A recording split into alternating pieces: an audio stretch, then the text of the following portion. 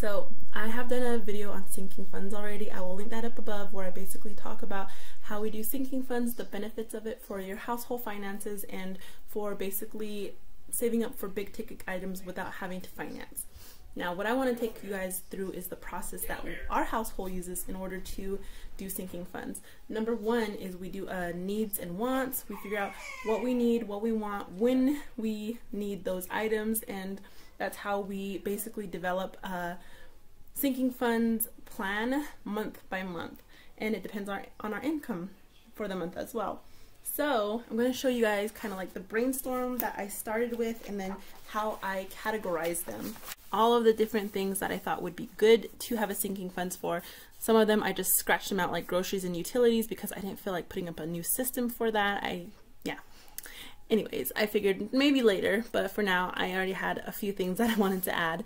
Some of them we already have sinking funds for. So emergency fund, 10% of our income, take home pay, goes towards the emergency fund until we reach our goal, and then 15% goes to investing. And then of course some things have their own account, and then everything else is kind of like put together into one account.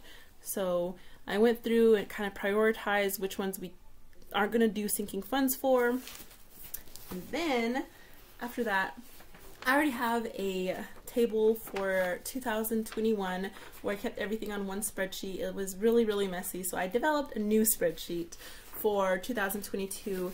So each month has its own table. January 2022, and I'm just going to take you guys through the different columns. So after I brainstormed, categorized, then all of these funds are actually in one account. So we have the type of fund it is.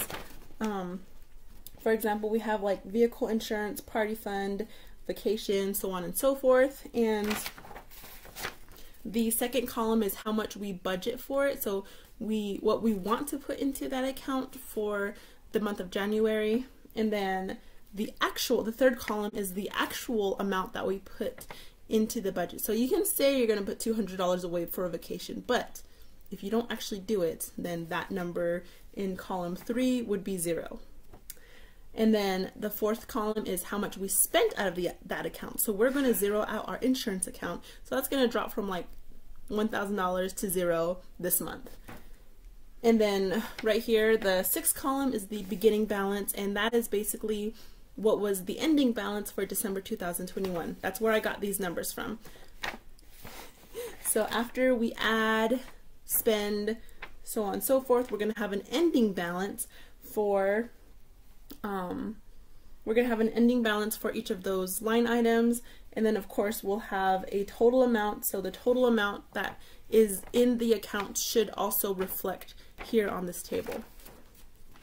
And then I got my husband, the third step for all of it after putting it into tables is basically double checking with your spouse or whoever.